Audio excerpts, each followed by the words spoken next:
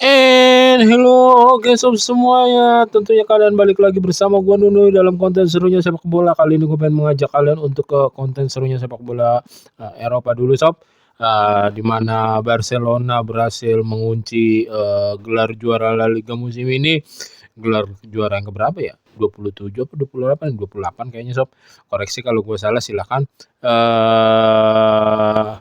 Ini emang emang dibilang Barcelona layak mendapatkan, gelar tersebut, mendapatkan treble winner di, musim ini.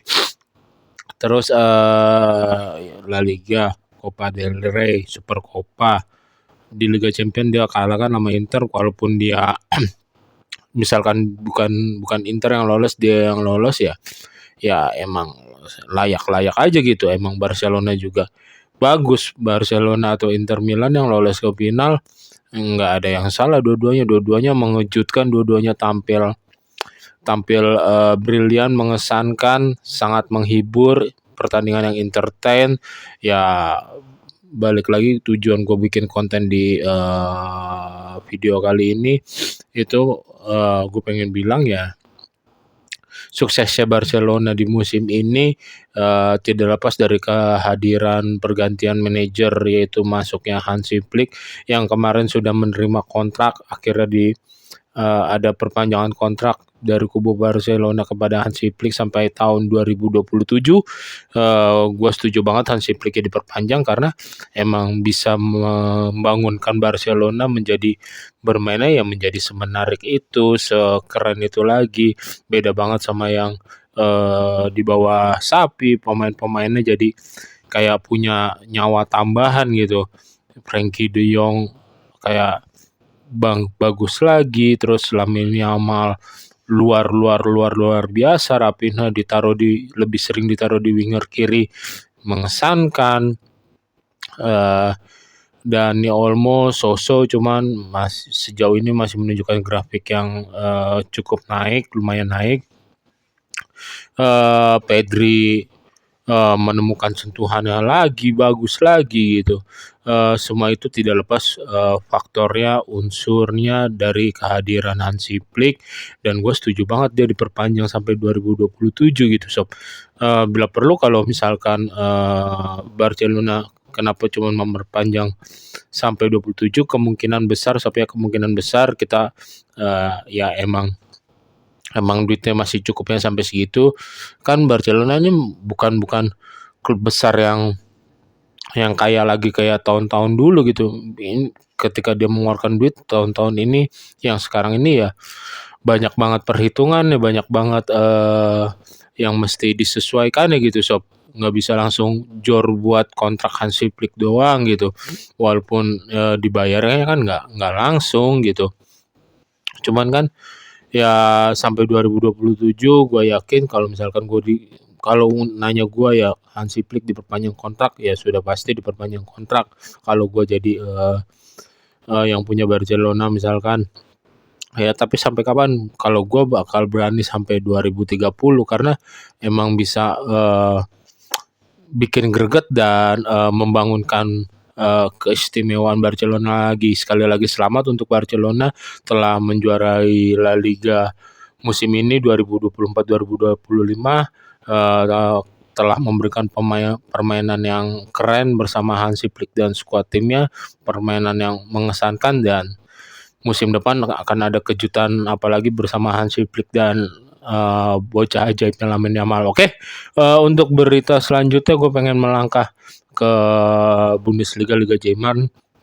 Bukan perpisahan Xabi Alonso aja yang emosional di Bundesliga, tetapi ada dari kubu sang juara, bukan Harry Kane yang mendapatkan gelar trofi bersamanya di klub pertama kalinya, tetapi yaitu Thomas Muller yang kemungkinan dia bakal serius untuk pensiun gitu kan, ketika kontraknya tidak diperpanjang lagi oleh FC Bayern di musim ini. Dia